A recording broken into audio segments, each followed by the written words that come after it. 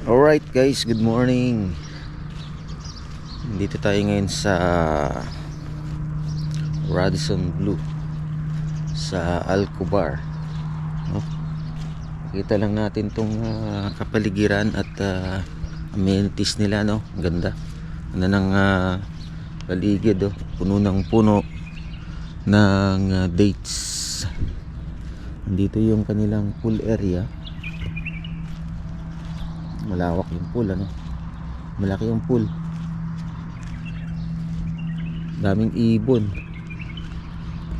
Kasi ano siya maraming puno, 'di ba? Atin dito, ang daming bike doon.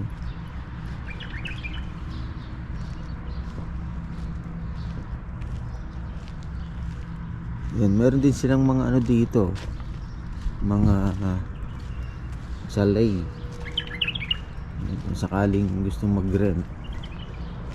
Hindi na natin alam. Ayun, may ibon. Laki niya, no? Ayun, may ibon.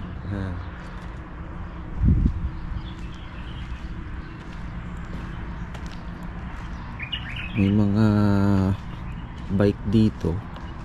Kaya pala meron ditong malawak na empty space. Kung gusto mo mag-bike, ay meron sila mga for rent siguro ito. Ayan, dami, no?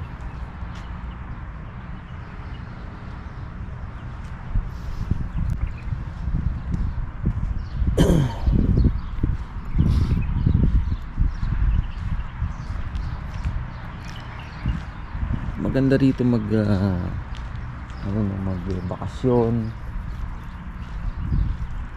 pag-relax ka, ganyan.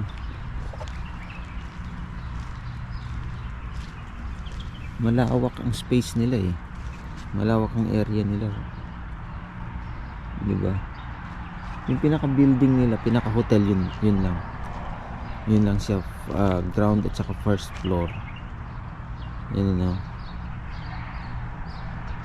Pero yun nga, pagkatapos ng pinaka hotel nila, meron silang tinatawag na chalet. Chalet nga ba ang tawag dyan? Yan, no? Para siyang mga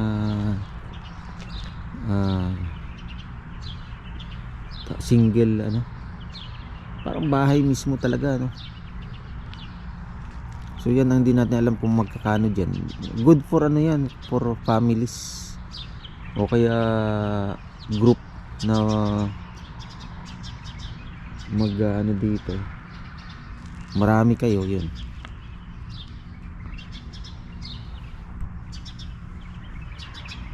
daming ibon. Pupunta tayo dun sa dagat, no? Kasi meron din silang beach side, maliban sa pool. Meron silang beach. So dito tayo dadaan. Yan, kaya pwede ka magbike. So habulin natin yung sunrise, no?